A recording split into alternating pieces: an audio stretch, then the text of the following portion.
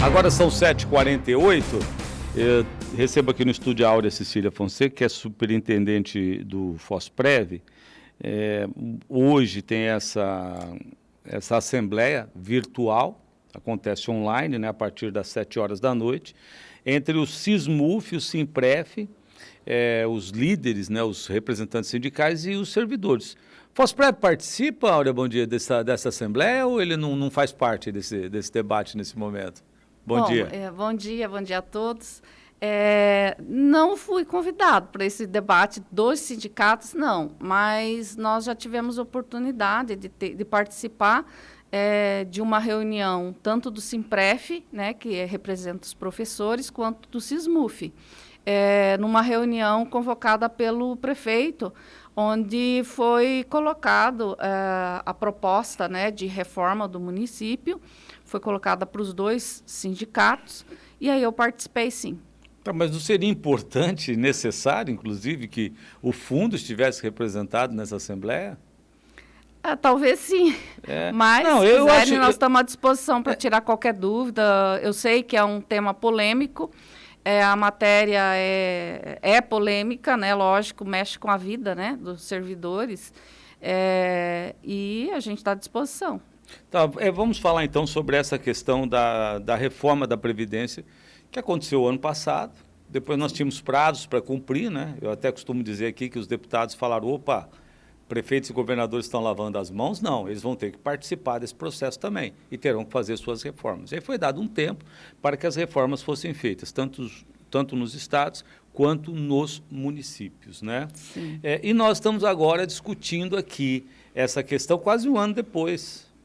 Não faltou diálogo, envolvimento, preocupação maior, integração aí para trás, Áurea? Olha, a FOSPREVIDência, ela possui 2 conselhos. Esses conselhos participam representantes do Executivo, do Legislativo, representantes dos servidores eleitos e representantes dos sindicatos. Nós já viemos discutindo durante algum tempo a necessidade da reforma. A gente só não tinha ideia de que forma essa reforma seria, até porque isso levou 3 anos, a cada mês você achava que iria sair um texto da reforma, no dia seguinte mudava-se tudo, né? E de última hora ainda deixaram os municípios de fora. A União já está utilizando as novas regras, né? O Estado já fez a reforma dele, o regime geral também já está sobre as novas regras, e agora falta os municípios. Esse ano foi um ano difícil de se discutir Previdência. Como todos sabem, é um ano de eleição municipal, e quando se coloca um problema tão polêmico como esse para discussão em ano eleitoral, se desvirtua muito o debate, né? Ele acaba se tornando mais político do que técnico, tal como tem que ser. Talvez por isso a decisão do prefeito em aguardar.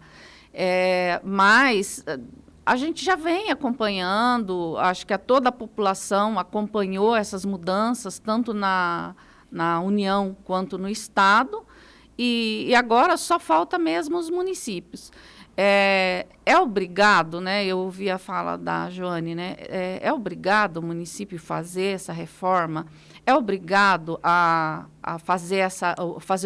referendar a reforma tal como foi colocada pela União? Não é obrigado, né? A gente tem 2 opções. Ou a gente faz um referendo, né, tal como está na União, e essa é uma sugestão dada pela Secretaria da Previdência. Por quê? Ayrton, você imagina a quantidade de municípios no país inteiro. Você faz ideia, cada município fazendo uma reforma diferente do outro? Vira uma balbúrdia, né? Então, por isso, a recomendação da Secretaria que se faça o referendo, tal como está na União. Então, a necessidade de se fazer a reforma é uma medida dolorida, ninguém gostaria de passar por isso, lógico, vai fazer com que os servidores trabalhem mais tempo? Vai, mas é uma necessidade, principalmente no município de Foz do Iguaçu, porque nós temos um déficit histórico na Previdência. A gente já vem falando disso há anos, Tá, né? Áurea, deixa eu só voltar antes de falar desse déficit. Qual é o prazo para que todo esse processo esteja concluído nos municípios? A secretaria e nem a emenda 103 estabeleceu prazo. A necessidade, a urgência é do gestor, né? Para poder Quer dizer que se o prefeito quiser empurrar isso, ele vai empurrar? Se ele quiser... Se não tem prazo? Não tem. Não há um prazo, olha, até tal data. Diferente do aumento da alíquota, que tinha um prazo, sim, estabelecido pela Secretaria sob pena de perder a CRP. Esse aumento da alíquota passou de 11% para 14% do servidor e o município... Para 15%. Ele pagava quanto o patronal? 11%. Pagava 11%, foi para 15%. Isso. Tá, agora vamos falar desse buraco que toda hora que me passa um número, eu me assusto. Uhum. Eu já ouvi falar de 1 bilhão, 2 bilhões, 3 bilhões, em números até superiores a este. Mas qual é o verdadeiro número? Qual é o tamanho do buraco da Previdência? 4 bilhões e meio. Ou seja, 4 orçamentos e meio do município de Foz do Iguaçu hoje. Isso. Isso porque não é uma dívida que se começou agora, né? Não é um déficit de 1 ano, 2 anos. Esse déficit, ele começou, né, lá em 93, né? Porque todo servidor passaram do regime estatutário, do regime geral, né, seletista para estatutário. A partir dali, teria que ser criado um fundo, né, que fosse fazendo uma poupança. Eu vou falar aqui numa linguagem mais simples. Mas criaram esse fundo, né? Só que foi depois... Foi criado, mas ele durou menos de 1 ano e foi extinto. E esse fundo, e a partir daí, toda a contribuição do servidor, ela ia para o Tesouro, para o caixa do município. E depois também, né, Áurea, a criação do Foz Previdência foi cogente, né? Vamos dizer assim, foi obrigatória. Não tinha como, não teve prefeito que foi bonzinho. Eu criei o fundo. Se eu não criasse, ia responder por isso, né? É que, assim, o governo federal, os tribunais de contas começaram a perceber que o tempo estava passando. Que pensa lá de 93, agora, né? de 93 até 2006, toda a contribuição do servidor foi para o caixa do município, para o Tesouro. E ele gastou em outras políticas públicas, né? Fez asfalto, escola, creche, gastou em outras políticas públicas. E não foi feito um caixa para arcar com a despesa da aposentadoria no futuro. Lá naquele tempo, o número de servidor era pequeno, então era tranquilo para o município arcar com esses valores. Só que o tempo passa, né? Essa massa de servidor foi envelhecendo e agora a gente já soma aí 2.500 aposentadorias e pensões. Então, é um volume grande já de servidor e, lógico, a folha de pagamento dos inativos, ela cresce mês a mês, porque todo mês tem servidor aposentando. Certo. Fazendo um contraponto aí com a fala que eu vi agora da Joane, eu não creio que a divisão de massa lá em 2006 tenha sido errada. Não foi. Naquele momento foi uma proposta... Só para quem nos acompanha, Áurea, entender, a divisão de massa foi separar o fundo financeiro do fundo previdenciário, foi isso? A divisão de massa foi porque, neste período lá de 93 até 2006, criou uma dívida, né? Certo. Então, para separar uma massa de servidor mais antigo, que já estava já trabalhou num período em que não houve contribuição, resolveu se separar a massa de servidor. Então, até dezembro de 98, está todo servidor no fundo financeiro. E de dezembro de 98 em diante, estão todos os servidores que hoje fazem parte do fundo previdenciário. Qual que é a diferença de um e de outro? É que o fundo financeiro, ele é um fundo fechado, né? Não entra mais servidor. Certo. E ele é um fundo de repartição simples. O que significa isso? Significa que o servidor que está trabalhando paga para aqueles que estão aposentando.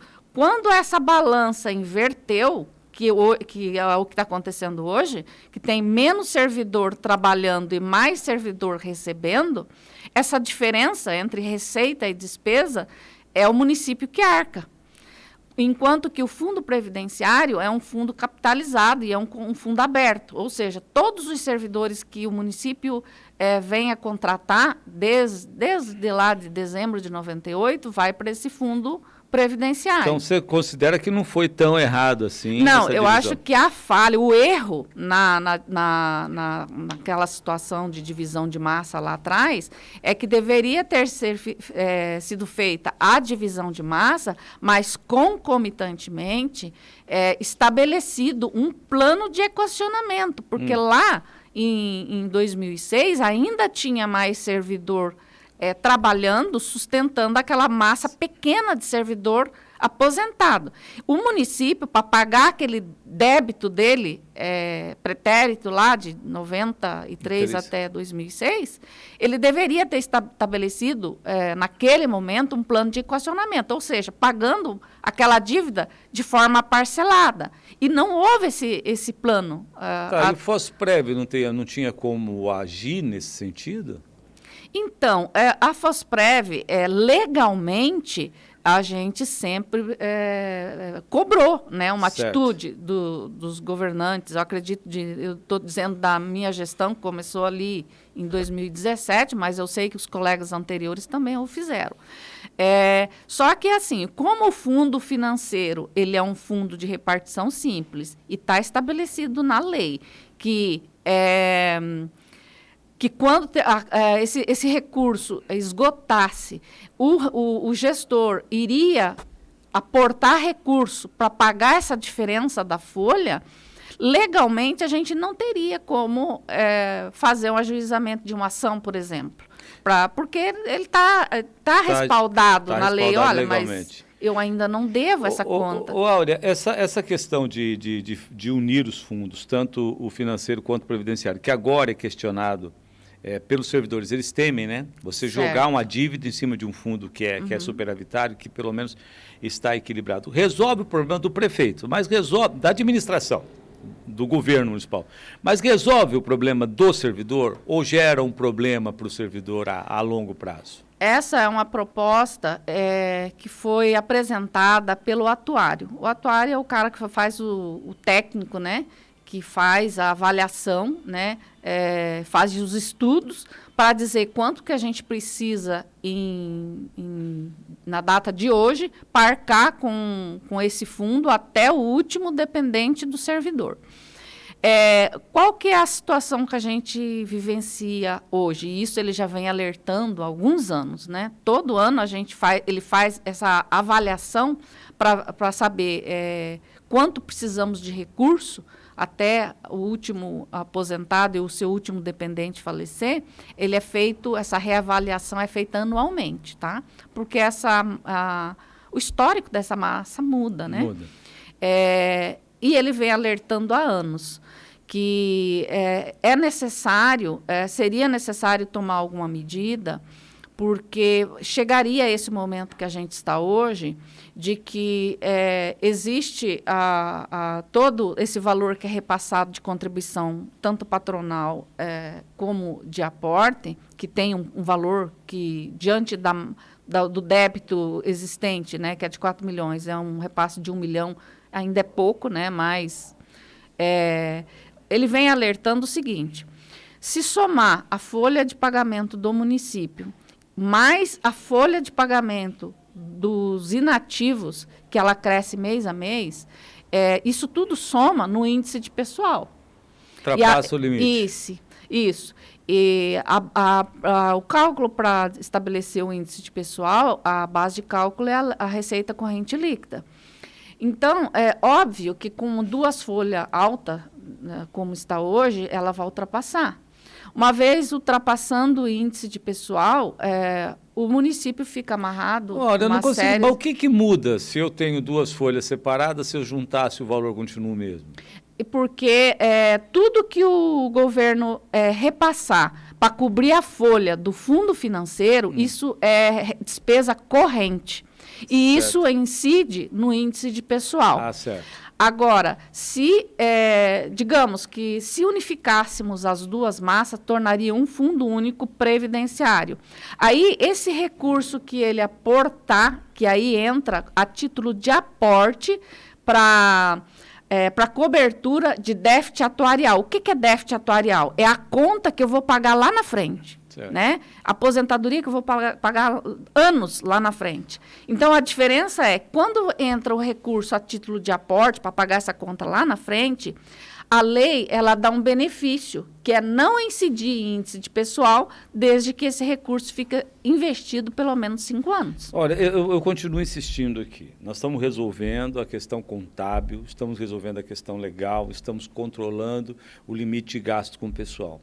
Qual é o impacto disso na vida do servidor? Por que tanta preocupação por parte deles? Isso impacta também na vida do servidor, Ayrton, porque a partir do momento que esse índice extrapolar, o servidor também ele não vai poder ter progressão na carreira, talvez reajuste, ele também fica engessado. Então a decisão acaba cooperando com a carreira do próprio servidor. Sim.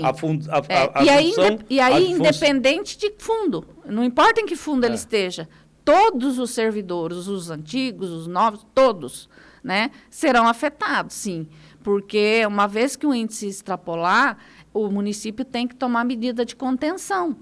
Tá, se eu resolvo a questão do futuro do servidor em termos de progressão, se eu resolvo a questão do gestor em termos de equilíbrio das contas, sem ultrapassar os limites prudenciais, por que tem toda essa resistência?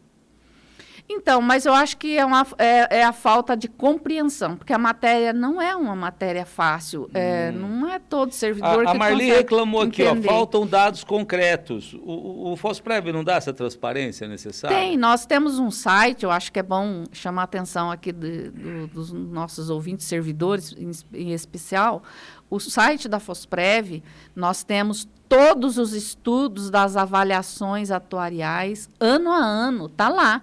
Se ele quiser verificar qual era o tamanho do déficit lá em 2006, quando foi reestruturado o fundo, como você mesmo disse, mas já existia um fundo. Existiu, teve uma vida de menos de um ano aí, e daí foi extinto.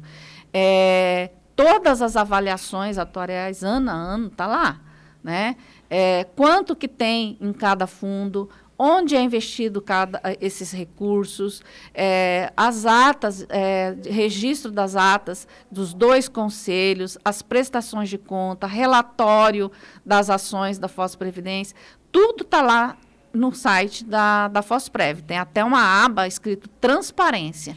Lá tem todas as informações. Olha, essa aprovação agora pela Câmara, que suspende o recolhimento da parte patronal entre agosto e dezembro, e depois permite o parcelamento de 60 vezes atualizado, né, com uma capitalização em razão dessa negociação. Né? Quanto se difere agora, porque é um diferimento, né? Quanto o município vai deixar de arrecadar agora e depois no parcelamento, o que isso vai representar? De agosto até dezembro, que a Lei 173, publicada pelo governo federal para enfrentamento da pandemia, possibilitou, né? Não é uma imposição, mas é uma possibilidade, né? Aí cada governo, cada município vai verificar a sua situação financeira, né, e decidir qual a melhor atitude a tomar. Mas na Lei 173, ela prevê essa possibilidade de suspensão de repasse da contribuição patronal. É bom que fique claro que o que foi para a Câmara pedindo, né, a suspensão foi da contribuição patronal, porque a contribuição do segurado não pode, porque seria apropriação indébita. Certo. Então, como a gente acabou de falar, a gente tem 2 fundos. O que se está suspendendo é a contribuição patronal do fundo previdenciário, que é o fundo superavitário. Até porque o financeiro é fechado, isso, né? É o fundo superavitário. O do fundo financeiro, que é o deficitário, não houve suspensão, até porque esses recursos são necessários para honrar a folha de pagamento. Então, de agosto até dezembro, em torno de 15 milhões, que seria o valor que daí em janeiro o governo municipal terá que fazer um termo de confissão de dívida e um parcelamento para devolver esse recurso corrigido, né? A correção é a mesma valor que a gente estabelece ali na política de investimento, como se esse recurso tivesse investido no mercado financeiro, que é INPC mais 5,4%. Tá, você falou quantos milhões, mais ou menos? O que? Daria uns 15... Aproximadamente 15 milhões. 15 milhões de reais, né? Uhum. Qual é o município... Eu lembro no passado que a gente acompanhava aqui alguns questionamentos sobre esses termos de acordo de parcelamento que acabavam não sendo cumpridos, renegociados e tudo mais. Qual é a garantia que o fundo vai receber?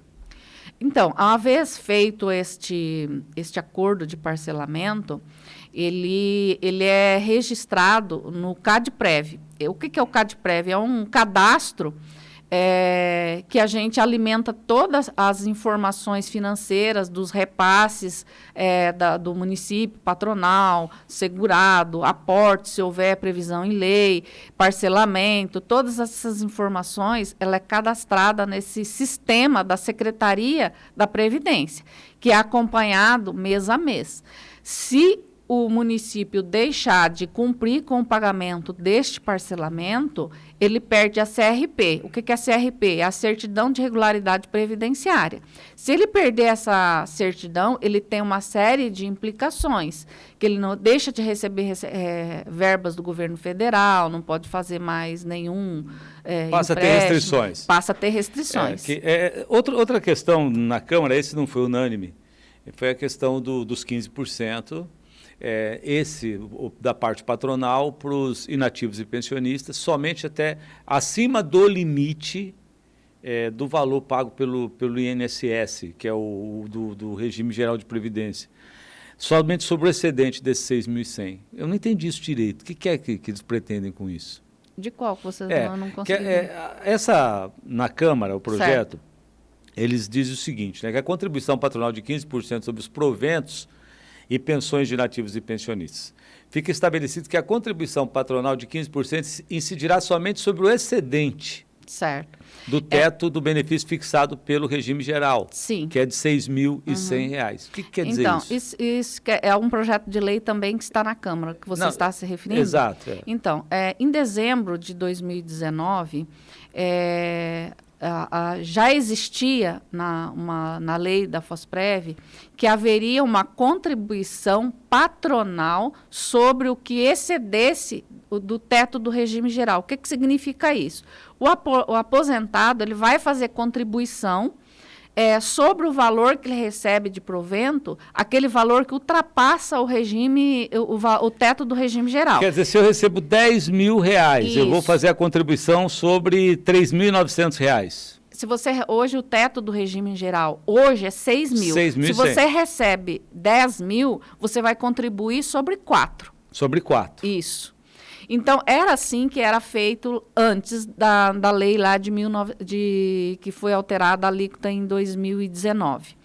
Só que por uma falha lá na redação, que houve uma modificação realizada na Câmara, foi previsto na mudança lá que essa contribuição não seria sobre o excedente do teto do regime geral, mas sobre toda a folha. E isso há uma implicação de ordem orçamentária, porque quando vai um projeto de lei para a Câmara, ele tem que ter previsão orçamentária para isso, naquele montante de despesa. Então quer dizer que nesse caso, inativo e pensionista... Na verdade, é uma correção. O município não recolhe o patronal até o teto e recolhe o patronal somente sobre aquilo que excede o teto. Isso. Uhum. É menos dinheiro, né? É menos dinheiro. Da parte patronal.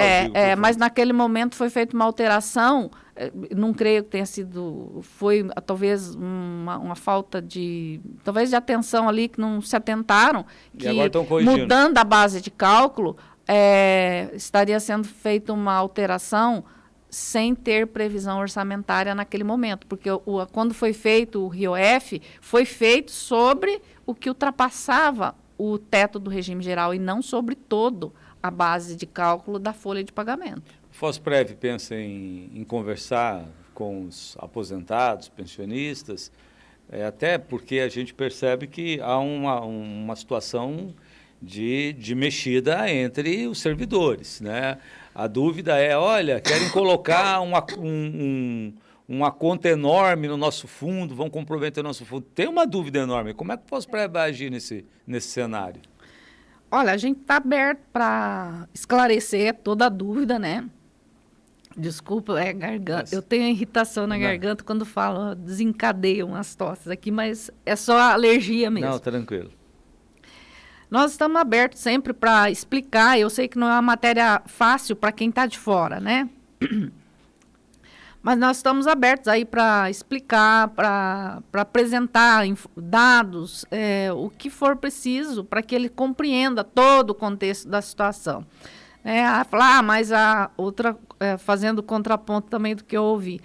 Mas existe só essa possibilidade de reforma e tudo mais?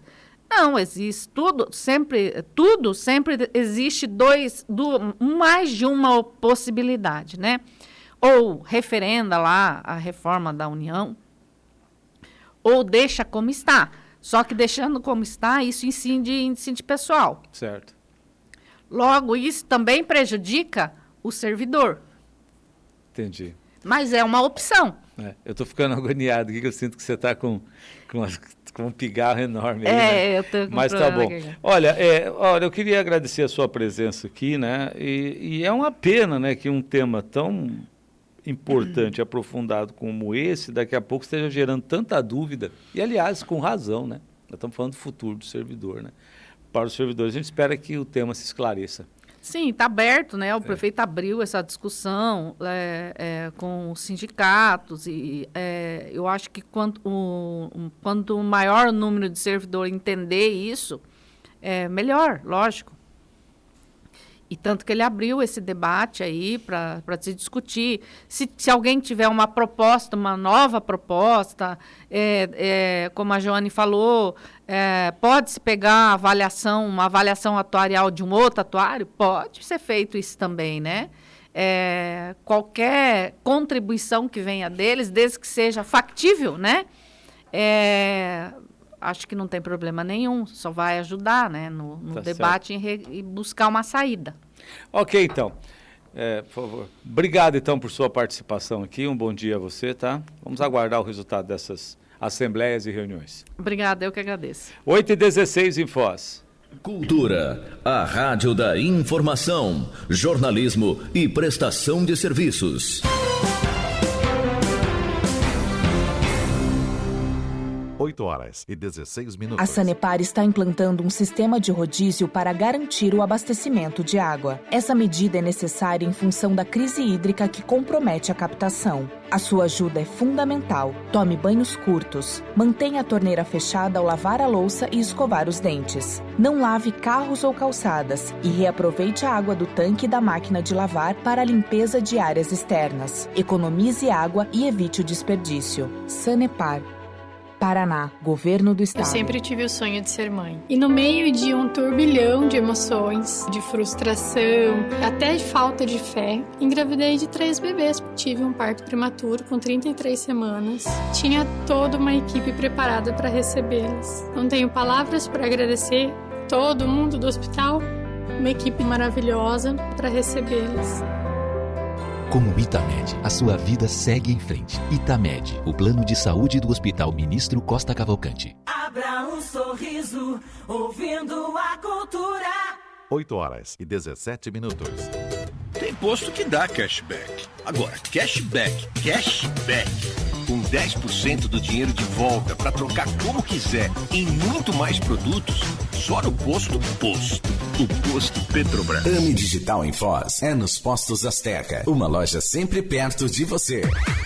O supermercado Consalter possui crediário próprio para facilitar nas suas compras e com o cartão você tem até 40 dias para pagar. É grátis e sem anuidade. Além de poder comprar com economia, o cartão é aceito em milhares de estabelecimentos. Para mais informações, ligue 3029-1202 e adquira o seu. Consalter, o super amigão. 8h18. Chegou a hora de você aproveitar as melhores condições do ano na Zenni Motors Toyota. Linha Yaris 2021. Conectividade, conforto e design. Com parcelas de R$599. Corolla Altis Hybrid 2021. O primeiro híbrido flex do mundo com parcelas de R$999. Ofertas válidas para a loja de Foz do Iguaçu. Sua realização constrói nossa história. 20 anos é pouco para quem oferece o melhor. Zenni Motors Toyota. Avenida Costa e Silva 2323. Parque Presidente. Fone 3025-9000. Consulte condições. Casa de Carnes Boi Verde. Carnes bovina, suína, aves, cordeiros e caprinos, hambúrguer e linguiça artesanal, além daquele torresmo fresquinho e bebidas em geral. Aos domingos, frango e carne assada continuam o mesmo preço, não teve aumento. A Casa de Carnes Boi Verde está aceitando encomendas de assado para confraternização de empresas, ceia de Natal e Ano Novo. Casa de Carnes Boi Verde. Fale com o Cristiano e sua equipe. Na Felipe Vanche, Estrada Velha de Guarapuava. Fone Whats 99944-7852 e 3526-9404. Artigos de Natal já chegaram na Casa